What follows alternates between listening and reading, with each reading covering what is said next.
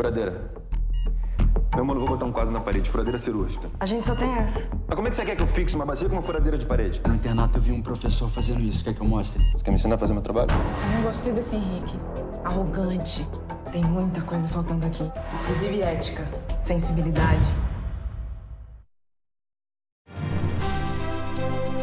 Crefisa oferece Jornal Nacional. Boa noite. Boa noite. A Polícia Federal entrega ao Supremo o relatório final do inquérito que investiga se um decreto de Michel Temer beneficiou empresas do setor de portos em troca de propina. O presidente está entre os 11 indiciados. O senador preso Assir Gurgatz, do PDT de Rondônia, começa a ser transferido de um hospital no Paraná para Brasília. A justiça manda prender a autora do procedimento estético irregular que pode ter matado uma mulher no Rio. O sumiço do jornalista do Washington Post leva o secretário de Estado americano à Arábia Saudita. Uma feira em São Paulo apresenta tecnologias para facilitar o dia a dia no futuro. E a seleção brasileira vence o amistoso contra a Argentina nos acréscimos. Agora, no Jornal Nacional.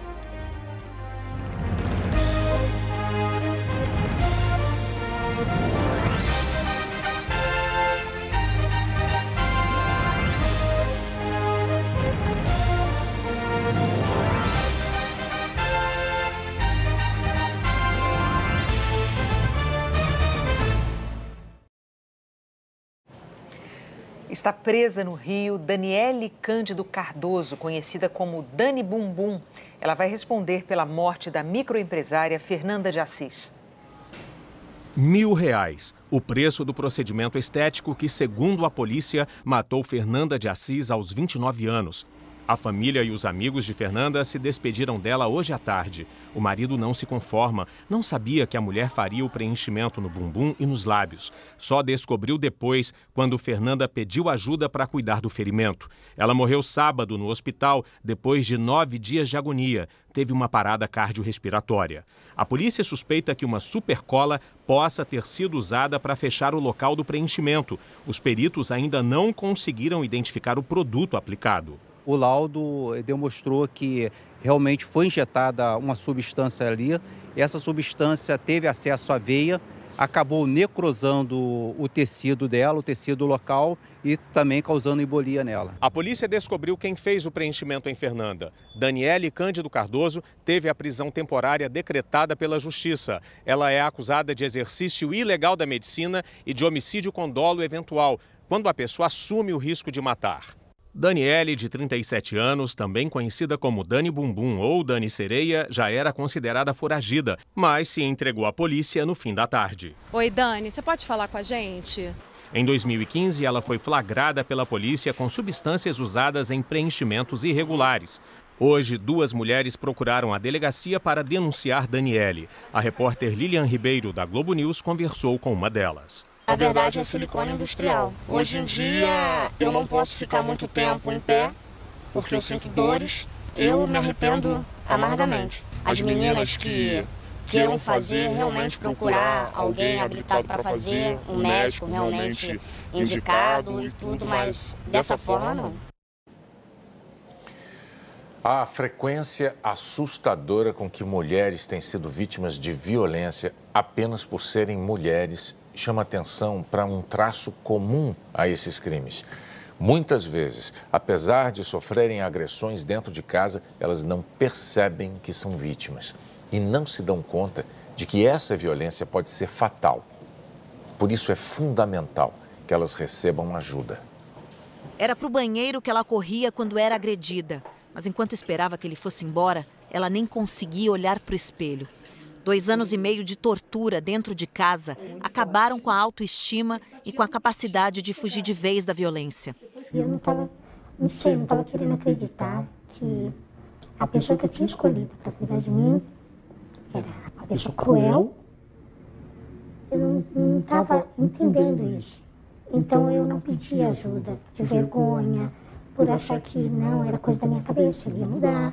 Ela só acordou para o que estava acontecendo depois de chegar muito perto de morrer. Ele pegou com a mão, me deitou na cama e começou a me enforcar. Eu comecei a desfalecer. Eu não sei por que foi que ele parou, não sei se o amigo chamou ele de novo, não lembro. E aí eu fui, chamei a polícia. A polícia veio, mas ele fugiu antes.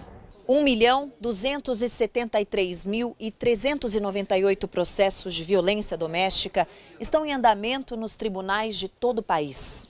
Cada um deles pode contar a história de uma mulher que quebrou um ciclo de agressões verbais, psicológicas, patrimoniais ou físicas antes que o pior acontecesse, o feminicídio. Os juízes dizem que esse crime quase sempre é planejado e evitável, porque dá sinais de que vai acontecer. O cruel é que a vítima fragilizada nem sempre consegue se dar conta.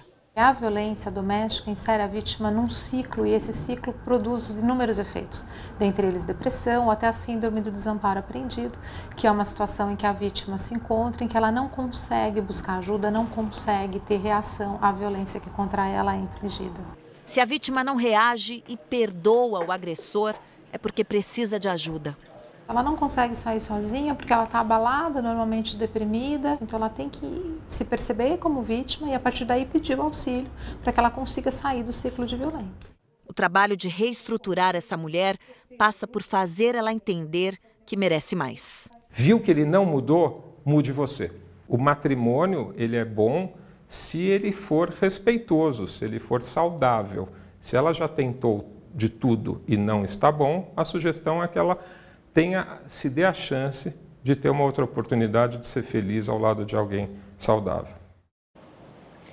Uma operação prendeu hoje 25 policiais militares do Rio de Janeiro suspeitos de receber propina para facilitar crimes de traficantes. Ao todo, foram presas mais de 80 pessoas. Policiais militares na mira da própria polícia. A operação para prender policiais corruptos foi no batalhão de Volta Redonda, no sul do estado do Rio. Este foi preso em casa nas primeiras horas da manhã. A investigação da Polícia Militar, do Ministério Público Estadual e da Polícia Federal descobriu que pelo menos 32 PMs do batalhão de Volta Redonda recebiam dinheiro de traficantes para facilitar as ações da quadrilha na região. Todos foram denunciados por associação criminosa, corrupção, tráfico de drogas e roubo. Até agora foram presos 25 policiais militares e mais de 60 suspeitos de tráfico. A polícia apreendeu munição e drogas na casa de um PM e o equivalente a R$30 mil em moeda da Venezuela na casa da mulher de um traficante. Em gravações telefônicas feitas com autorização da Justiça, um policial ficou irritado porque pediu R$5 mil aos traficantes para libertar um preso em flagrante. E os bandidos ofereceram bem menos. 500 conto, pô. Eu não digo não, pô. Um outro telefonema, um traficante pede para mudar o pagamento da propina diária para cada 15 dias. Mas o policial não quer sair de mão vazia. Isso aí não foi uma parada de homem, entendeu, pai? Beleza, então o que mano? Como eu já tô aqui, tô como eu levar essa de hoje e voltar daqui a 15 dias, pode ser? Pode. Teve que deflagrar essa operação para cortar na carne e separar as pessoas que não estão merecendo fazer parte do convívio do batalhão. O grupo de promotores de Mato Grosso que combate o crime organizado prendeu 2 investigadores e um delegado suspeitos de tortura. O delegado Edson Ricardo Pique e os investigadores Washington Kester Vieira e Ricardo Sanches trabalhavam na delegacia do município de Colniza, no norte do estado. Eles foram responsáveis pelas investigações da morte de 9 trabalhadores rurais em abril do ano passado, crime que ficou conhecido como Chacina de Colniza, e também pelo inquérito sobre o assassinato do prefeito Esvandir Antônio Mendes, do PSB, em dezembro do ano passado. Segundo o Ministério Público, 3 pessoas denunciaram o delegado e os agentes por agressões físicas que teriam ocorrido em janeiro e maio deste ano. As vítimas passaram por exames que confirmaram lesões provocadas supostamente por socos e pontapés. O mandado de prisão a que o Jornal Nacional teve acesso relata o depoimento de um adolescente flagrado com maconha em janeiro. Ele contou que o investigador Kester e outros policiais, com a participação do delegado Edson Pique, desferiram socos, tapas e chutes na costela e o seguraram pelo cabelo, além de colocarem uma sacola na cabeça dele com o objetivo de asfixiá-lo. Outra denúncia partiu de um preso que foi levado à delegacia para prestar depoimento. Ele disse que levou murros e joelhadas e que foi ameaçado de morte caso denunciasse a agressão. Um terceiro homem denunciou que foi torturado em casa. Segundo ele, o delegado Pique o ameaçou de morte e colocou a sacola umas 7 vezes na cabeça dele, na frente da esposa. Além dos depoimentos das vítimas e dos exames, servidores públicos relataram a prática de tortura em casos investigados pelo delegado Edson Pique. As defesas dos 3 policiais disseram que só vão se manifestar depois de terem acesso à denúncia. O secretário de Estado americano se encontrou hoje com líderes sauditas para tentar esclarecer o sumiço de um jornalista no consulado de Istambul, na Turquia. Mike Pompeo se reuniu com o rei Salman e o herdeiro, Mohammed bin Salman, para pedir uma investigação transparente. A Arábia Saudita ainda não explicou o que aconteceu com o jornalista. Jamal Khashoggi era residente nos Estados Unidos e escrevia para o jornal The Washington Post. A versão mais conveniente para os governos saudita e americano é a de que Khashoggi não teria sido eliminado por causa das críticas que fazia à família real, mas teria sido vítima de um acidente durante um interrogatório mal feito. Hoje, o presidente Donald Trump disse que também conversou com o príncipe Mohammed bin Salman e que o governo saudita voltou a negar ter conhecimento do que aconteceu no consulado. Só que os Estados Unidos e a Arábia Saudita não têm controle sobre um outro governo, o da Turquia, onde Khashoggi desapareceu. E se a versão da Turquia desmentir a dos sauditas e mostrar que o governo americano quer apenas uma solução simples, verdadeira ou não, a crise poderá crescer. É que a polícia turca afirmou que tem gravações de áudio e de vídeo mostrando o que aconteceu. O corpo do jornalista teria sido cortado em pedaços. O presidente turco Recep Tayyip Erdogan disse que ontem a polícia encontrou vestígios de pintura recente no consulado. A Arábia Saudita parece disposta a admitir uma versão menos negativa, que houve envolvimento do governo na morte do jornalista, mas sem a aprovação da família real. E o custo da crise pode ser alto. No início de novembro, novas sanções americanas vão proibir a compra de petróleo iraniano. O governo saudita estava pronto a aumentar as exportações de petróleo para os Estados Unidos. Agora, não há garantias de que isso vá acontecer.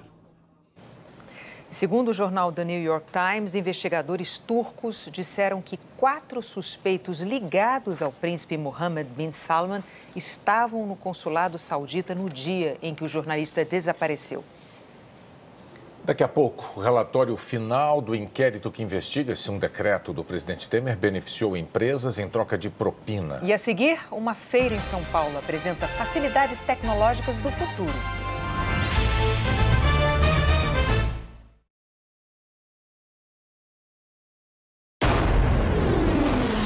Uma grande tela preta. É assim que a sua TV fica a maior parte do tempo. Bem aí no meio da sua sala. Agora que você notou, não parece estranho? Mas chegou uma TV que se adapta à sua decoração e à sua vida, mesmo quando está desligada. Nova Samsung QLED TV com modo ambiente. See nothing else. Quer ter o dobro de internet no celular e em casa? Vem pro Combo Multinet Claro. Tem a nova era da velocidade, o 4.5G da Claro. É a internet móvel mais rápida do Brasil. Tem também a ultra velocidade na banda larga, porque não é qualquer uma, é NET. E juntando os dois no Combo Multi, você ganha o dobro de internet no celular e em casa. E aí, tá dentro? Opa, tô dentro. Tô dentro.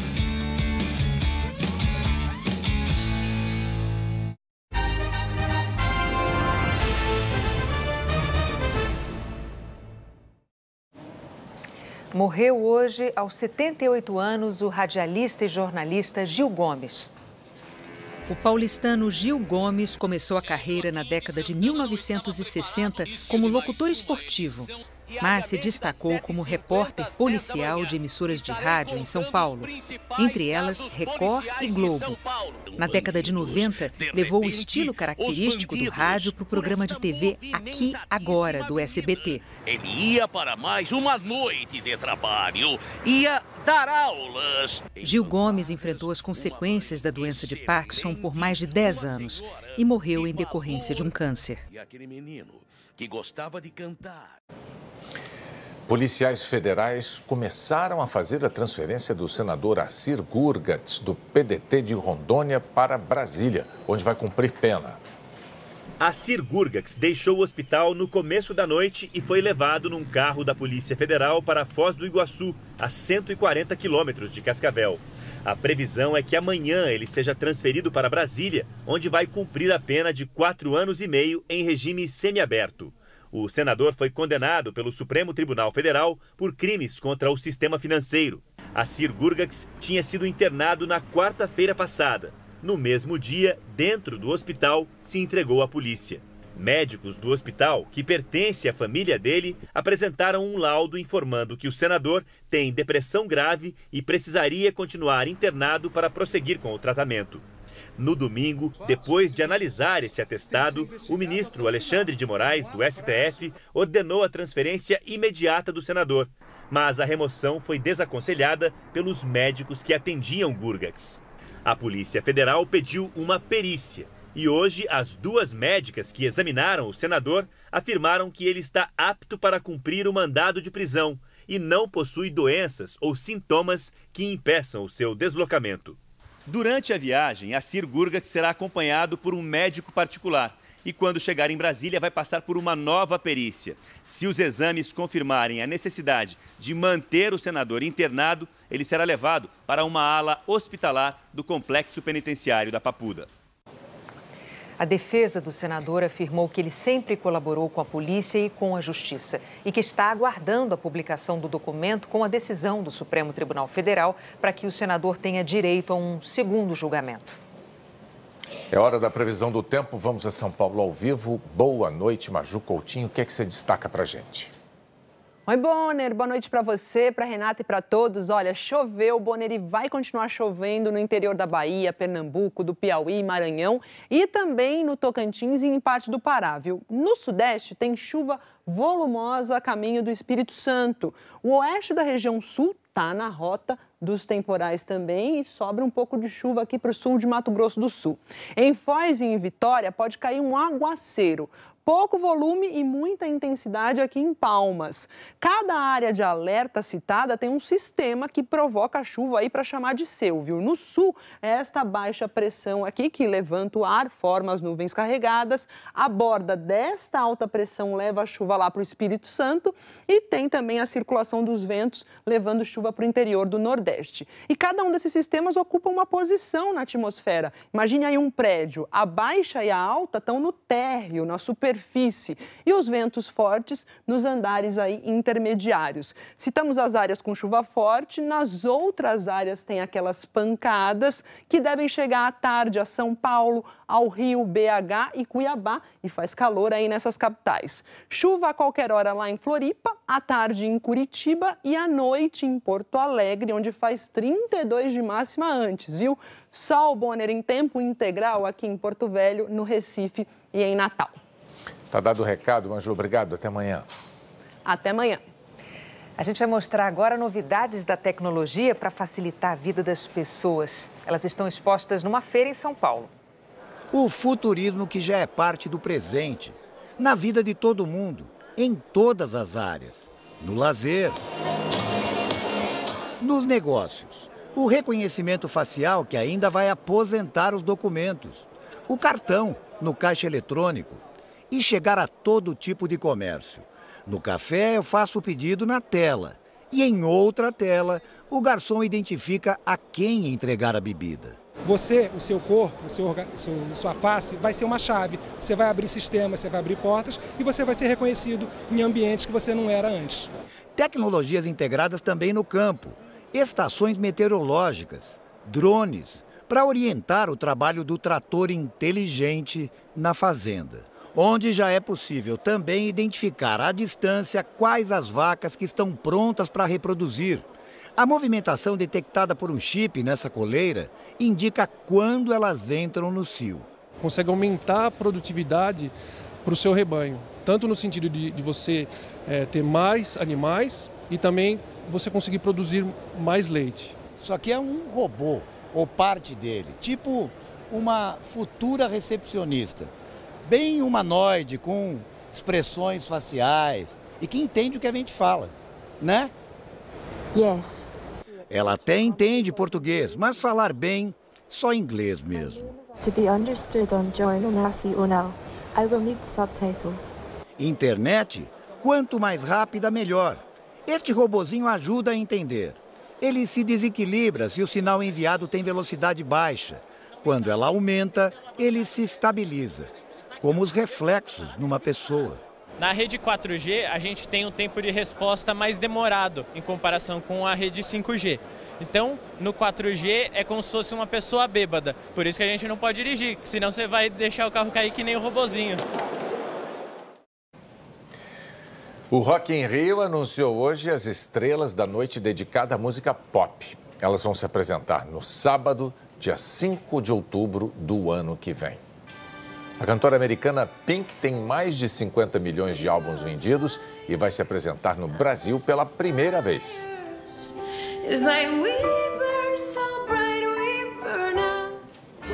Os maiores sucessos do grupo Black Eyed Peas vão estar no palco mundo. E a Anitta vai fazer o show de abertura.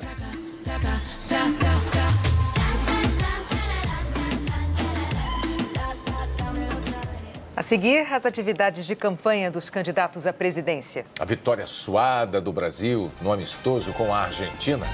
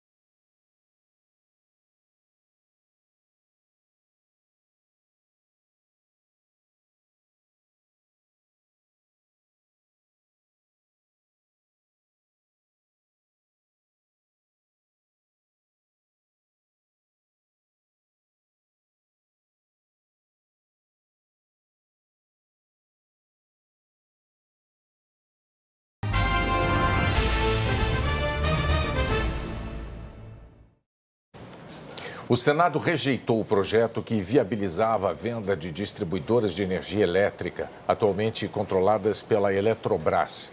A proposta também isentava famílias de baixa renda do pagamento da conta de luz.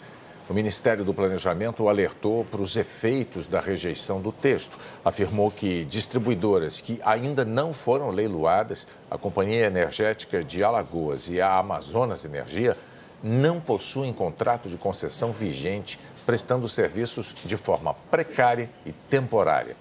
Segundo o Ministério, Sem a venda das distribuidoras, há risco de dissolução das empresas, com o custo da liquidação a ser bancado pela Eletrobras.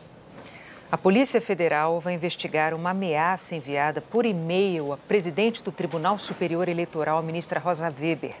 Hoje, o TSE e o governo anunciaram que mesários poderão denunciar crimes eleitorais e problemas nas urnas por um aplicativo de celular. São os mesários que vão registrar qualquer defeito ou mau funcionamento nas urnas eletrônicas, relatados pelo eleitor, ali, na hora do voto. O mesário vai acessar o aplicativo Pardal da Justiça Eleitoral. É o mesmo que já é usado por qualquer cidadão para denunciar infrações eleitorais, como propaganda irregular, compra de votos. A opção para o mesário está sendo desenvolvida. Ele ou o presidente da mesa vai selecionar a opção Nova Denúncia e relatar a queixa do eleitor sobre a urna, podendo inserir foto. As informações seguirão para a Justiça Eleitoral imediatamente. A ideia é que você faça uma transmissão muito rápida, bastante simplificada da ocorrência, para que qualquer eleitor tenha a sua denúncia apurada. Segundo o ministro Raul Jungmann, a Polícia Federal vai investigar uma mensagem com ameaça enviada à ministra Rosa Weber. O autor questionou a atuação do TSE e a credibilidade das urnas. O caso será conduzido pela Diretoria de Inteligência da Polícia Federal. Obviamente, representa um delito, representa um crime e tem que ser identificado quem o fez para ser legalmente punido. Em nota, a OAB afirmou que as ameaças são graves e preocupantes, que a apuração do caso deve ser prioritária e os responsáveis punidos de forma exemplar. Em outra frente, para proteger o ambiente eleitoral, o Conselho sobre a Internet se reuniu aqui no TSE. Representantes do Ministério Público, especialistas em tecnologia, buscam combater as mensagens falsas e a velocidade com que elas circulam entre os eleitores. Desta vez, eles conversaram com representantes do WhatsApp, que ofereceu ferramentas novas para tentar combater conteúdos falsos e que serão analisadas pelo TSE. Mas, enquanto a discussão técnica avança, para o Tribunal Superior Eleitoral, o mais importante é o eleitor confiar na urna e desconfiar de mensagens antes de espalhar. O ideal é que as pessoas busquem a informação no espaço certo, no lugar certo e serenem o seu coração. As urnas são muito confiáveis. Para as redes sociais, a metodologia consiste em alfabetização midiática, ensinar as pessoas a serem críticas no que recebem. O segundo ponto é fact-checking, ou seja, as notícias mentirosas serem rapidamente respondidas pelas agências de checagem. E o terceiro é direito de resposta. Aquilo que é ofendido poder propagar no mesmo espaço, com a mesma velocidade, uma contra-informação daquilo que foi dito. O candidato do PSL, Jair Bolsonaro, falou hoje de como pretende combater a corrupção. Ele disse que a maior parte do Ministério Público é isenta, mas não se comprometeu a escolher o futuro procurador-geral da República de uma lista tríplice, caso os nomes sejam comprometidos com a esquerda. Mas anunciou que o nomeado não será do Ministério Público Militar. Bolsonaro também falou de seus planos para o turismo. Bolsonaro defendeu o fortalecimento do turismo brasileiro para gerar empregos e desenvolvimento para o país. Se eleito, prometeu investir em segurança, infraestrutura e treinamento de mão de obra, reduzir impostos e burocracia para atrair mais turistas estrangeiros. E nós temos que o mundo não tem. Por que não dá certo isso aí? Bem, o maior problema que nós temos é a violência. Ninguém faz turismo se não tiver garantia para si e sua família. Depois nós temos problemas internos, entraves burocráticos. Tem que ter isenção para indicar alguém para essa área tão importante. E esse alguém, além de competência, patriotismo, tem que ter iniciativa para buscar soluções. Senão você continua patinando. O candidato do PSL falou sobre combate à corrupção e disse que o mais importante é agir pelo exemplo. Segundo ele, é por isso que defende um Estado menor e um ministério sem indicações políticas. Ele defendeu as 10 medidas propostas pelo Ministério Público para combater a corrupção. Admitiu que vai ser difícil aprová-las, mas afirmou que vai aproveitar a renovação no Congresso. Qualquer coisa é difícil, até medida que atinge diretamente os parlamentares. Tem muito parlamentar aí que quando se abrir aqui, suspender o sigilo das delações, vão estar envolvidos. E eles, naturalmente, trabalham contra isso. Se bem que tivemos uma excelente renovação em Brasília. Talvez possamos aproveitar essa garotada, esse pessoal mais novo que está chegando lá e aprovar o máximo possível das 10 medidas de combate à corrupção. O candidato não se comprometeu a indicar um dos nomes da lista tríplice de procuradores para assumir o posto de Procurador-Geral da República, caso sejam ligados a correntes de esquerda e que preferia alguém mais à direita. O critério é isenção. É alguém que esteja livre do viés ideológico de esquerda, que não tenha feito carreira em cima disso, tá? Que não seja um ativista no passado por certas questões nacionais. Bolsonaro disse que a maior parte dos procuradores é isenta e que vai escolher um procurador do Ministério Público que não será o militar para o posto de procurador-geral. Mas eu quero alguém no MP, caso seja presidente, deles, obviamente, não vai ser do Ministério Público Militar, como alguns têm dito por aí, mas que tenha realmente uma visão macro, né? E que respeite também a Constituição e os parlamentares que têm imunidade por suas palavras, opiniões e voz. Questionado sobre como ser isento, escolhendo alguém mais à direita, Bolsonaro explicou. Você que tem me expressado mal, não queremos a esquerda, que seja ao centro. Tá? Não quero alguém do MP subordinado a mim, como tivemos no passado, a figura do engavetador-geral da União, mas alguém que pense grande, que pense no seu país. O MP é muito importante. Agora, se tiver um ativismo, e nós não podemos correr o risco de ter alguém que atrapalhe a nação. Fernando Haddad, candidato à presidência pelo PT, reforçou a importância da democracia nos 2 compromissos públicos que teve hoje em São Paulo. O candidato disse que sempre foi a favor das liberdades. Segundo Haddad, o país vive um momento histórico. Ele defendeu uma campanha sem violência, especialmente nesses últimos dias do segundo turno. Fernando Haddad começou o dia conversando com jornalistas. Antes de responder às perguntas, o candidato do PT falou sobre planos para a economia. Haddad reforçou que a taxação de grandes fortunas faz parte do seu programa de governo e afirmou que, se for eleito presidente, não vai manter nenhum integrante da equipe econômica do atual governo. Nós decidimos não manter ninguém da equipe econômica do Temer no nosso governo. Então, a partir do dia 1º de janeiro, a equipe do Temer sai e entra uma nova equipe. Nós não vamos manter ninguém do alto escalão da equipe econômica do Temer. O candidato do PT também disse que há muito tempo é defensor da democracia e das liberdades individuais e que essas são premissas fundamentais de um eventual governo dele. Gestos eu fiz a vida inteira, pela democracia, pela liberdade, isso desde o meu tempo de movimento estudantil.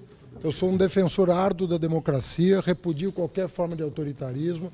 Acho que o Brasil corre risco, de maneira que eu estou onde eu sempre estive, a favor das liberdades. Fernando Haddad avaliou que a campanha do segundo turno começa agora, com o impacto dos programas eleitorais na televisão.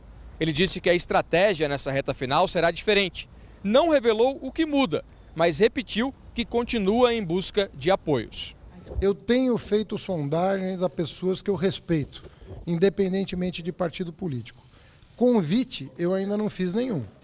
Eu estou fazendo sondagens, estou conversando com pessoas de alta respeitabilidade, quero fazer um governo mais amplo possível. O Brasil precisa disso, mas eu não fiz ainda nenhum convite. Mas sondagens sigo fazendo. Ontem fiz, hoje farei, para montar a melhor equipe que o país já teve.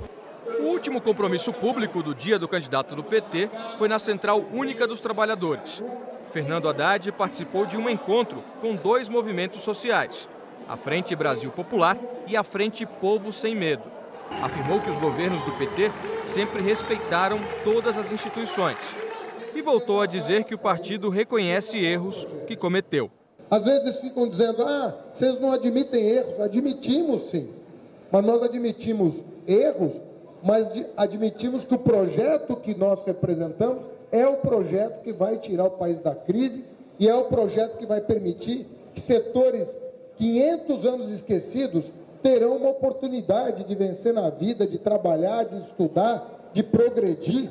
Ele disse que os brasileiros vivem um momento de importância histórica. Nunca, em nenhum momento, uma instituição da República foi enfraquecida nos nossos governos. Nunca, nenhuma instituição republicana nos nossos governos foi enfraquecida. Nós temos uma tarefa histórica em nome de tudo que nós representamos.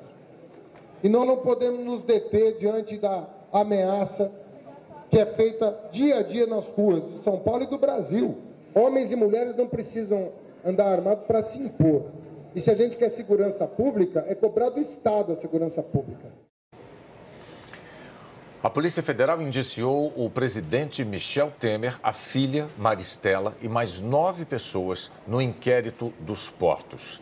Temer é investigado, suspeito de corrupção, lavagem de dinheiro e organização criminosa. A Polícia Federal também pediu a prisão de 4 pessoas, entre elas um amigo do presidente. A reportagem é de Patrícia Falkowski. No início da noite, o ministro Luiz Roberto Barroso, relator do inquérito dos portos no STF, encaminhou o pedido da Polícia Federal para a Procuradoria-Geral da República se manifestar sobre o oferecimento da denúncia. O delegado Kleiber Malta Lopes indiciou 11 pessoas e pediu o sequestro e o bloqueio dos bens de todos. O presidente Michel Temer, o ex-assessor dele, Rodrigo Rocha Loures, o coronel da PM, João Batista Lima Filho, amigo de Temer há mais de 30 anos, e o sócio de Lima, Carlos Alberto Costa, foram indiciados por organização criminosa, corrupção passiva e lavagem de dinheiro. A Polícia Federal também indiciou empresários que atuam no Porto de Santos, Antônio Celso Greco e Ricardo Mesquita, da Rodrimar, e Gonçalo Borges Torrealba, sócio do Grupo Libra. A filha do presidente Michel Temer, Maristela Temer, também foi indiciada, junto com a mulher do Coronel Lima, Maria Rita Fratesi, por lavagem de dinheiro. Maristela passou a ser investigada por causa de uma reforma na casa dela na zona oeste de São Paulo, que começou em 2013 e foi até 2015. Ao longo da investigação, a suspeita era que pelo menos R$1 milhão usado na obra tenha vindo de propina do setor, num pagamento do grupo JIF ao Coronel Lima, a pedido de Temer.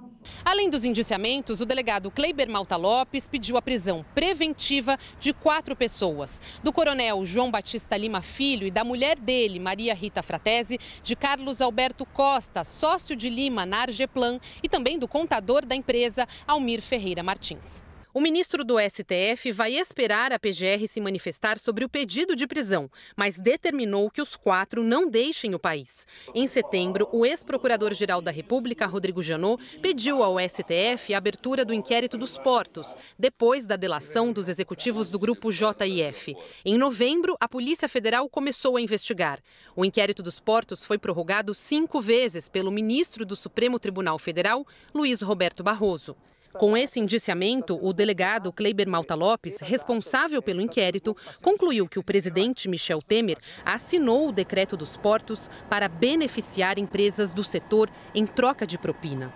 Em maio do ano passado, Temer prorrogou de 25 para 35 anos os contratos de concessões de empresas do setor portuário, podendo chegar a até 70 anos. A defesa do presidente Michel Temer afirmou que não teve acesso ao relatório da Polícia Federal. O Grupo Libra também podendo chegar a até 70 anos. A defesa do presidente Michel Temer afirmou que não teve acesso ao relatório da Polícia Federal.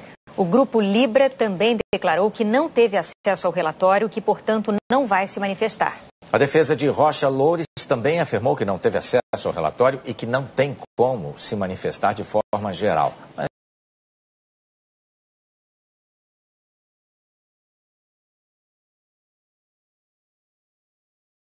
Não foi indiciada nem citada. Oferecimentos num depoimento por causa da saúde. A Rodrimar afirmou que não foi indiciada nem citada e que por isso não vai se manifestar, mas declarou que os 2 ex-executivos citados deixaram a empresa no início do ano. A defesa de Carlos Alberto Costa e de Maria Rita Fratesi afirmou que os clientes nunca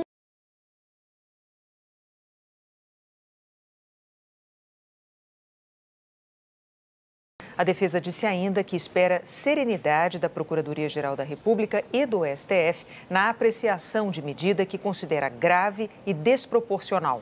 A defesa de Maristela Temer não respondeu ao nosso contato. E nós não conseguimos contato com as defesas de Almir Martins Ferreira, Antônio Celso Greco, Gonçalo Torrealba e Ricardo Mesquita. Com um gol nos acréscimos, a seleção brasileira venceu o amistoso com a Argentina. A pergunta que se fazia na Copa era: Gabriel Jesus ou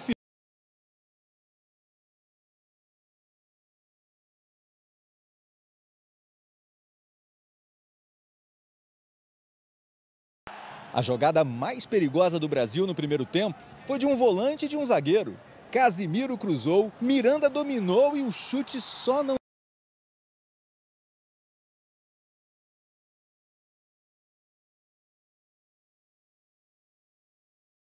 Falta com precisão quase perfeita. Os argentinos faziam faltas e mais faltas.